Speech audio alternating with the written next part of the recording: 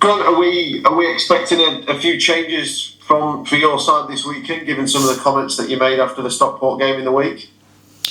Well, look, it's a third game in the week anyway, so we've got to be mindful of that and how people have recovered.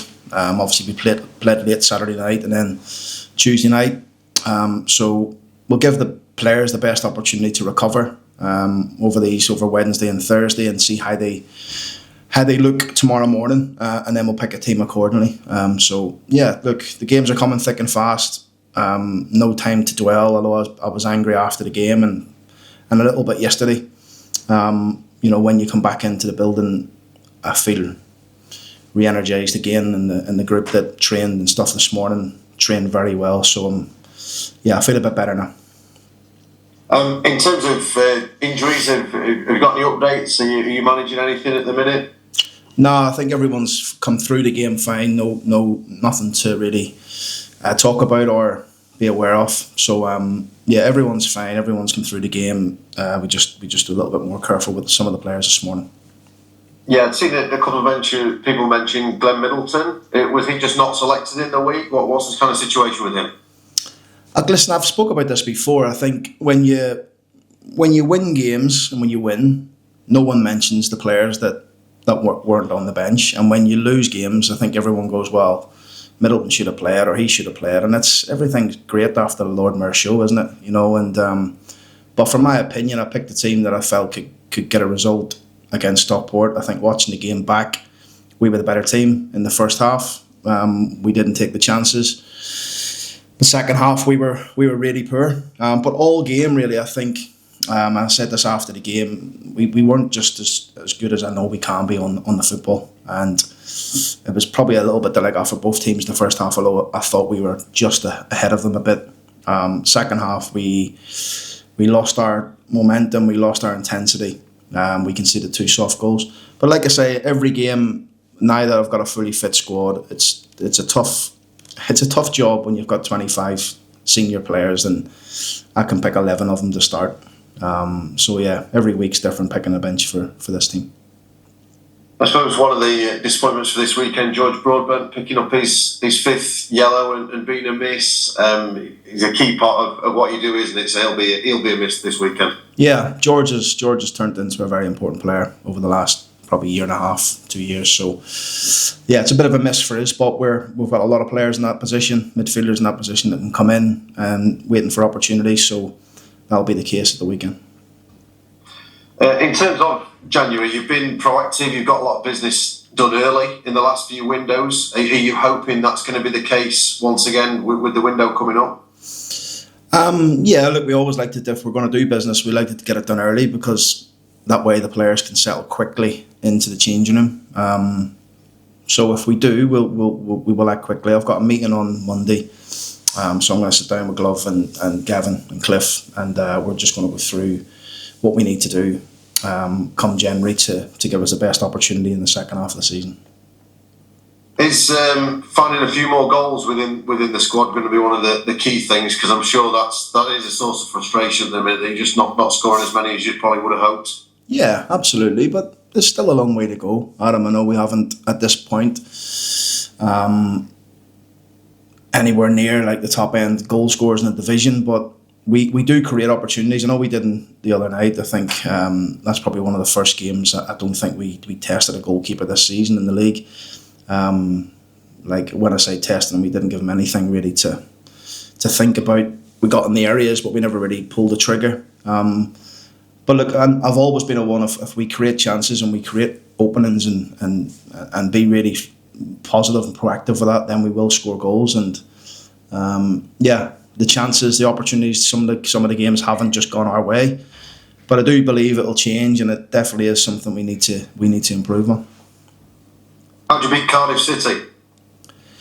We'll just go there with a game plan. You know, they're a good team. But as I've said before, it's not.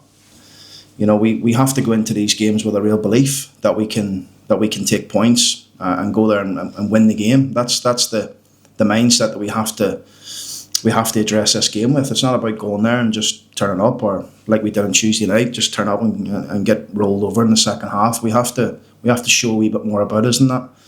And that's what the focus has been the last few days. Really, is letting the players know that how I felt, how I feel. What I said to them after the game, and trying to move them forward again. Because I actually said to my dad, I said, look, why? I was thinking yesterday, why do I do this? Why do I do this job? The main thing is to improve players, to improve people, to see them grow, and to set sort of parameters where I think this football club can go and also them can go in their future. So that's why I do it. That's the enjoyment I get out of it. And ultimately, when you're winning football matches, that's even better. So there's like I say, we know we have to improve on what we showed in the second half against Stockport, and we have to be more consistent and start moving up this division.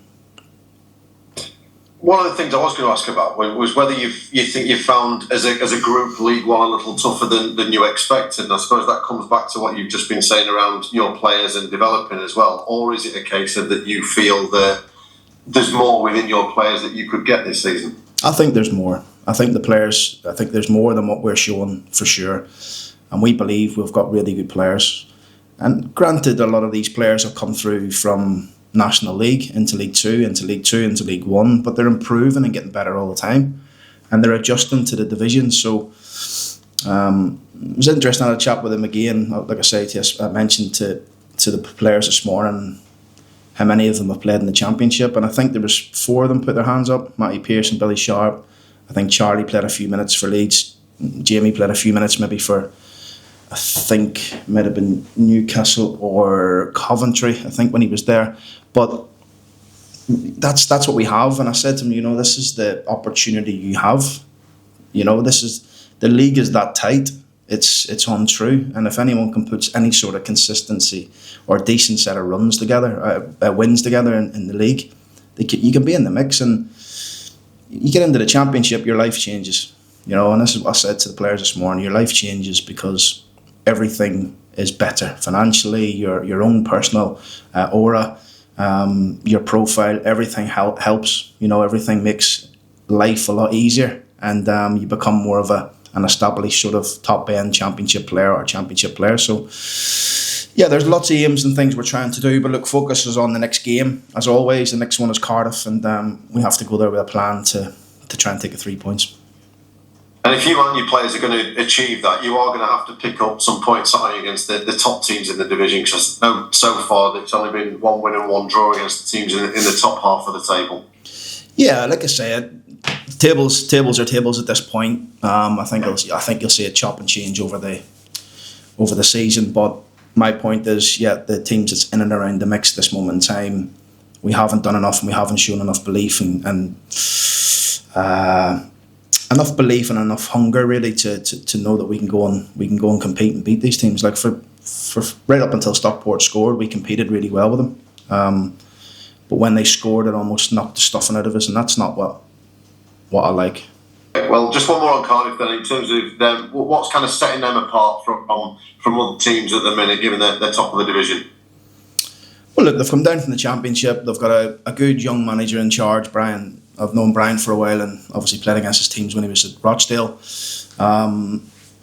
They've got a really good style of play. They've got good players, for the league. And they're probably the biggest club, aren't they? And you would say in the division at this moment in time. So, there's a bit of a fear factor. They've got that fear factor, haven't they? That people think, it's Cardiff and this is going to be, be a really hard game, and it is. But we're under no illusions about that. But I want our players to start believing that they can go to these places and cause upsets and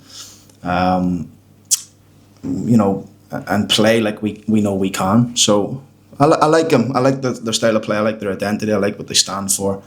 They can mix it up. If you jump against them, the keeper's got a kick that he can go right over the top of you. So we've got to be really diligent in terms of how we set up against it. But also knowing that we have a set way of playing and a set way of going about things, and we won't veer too far away from that.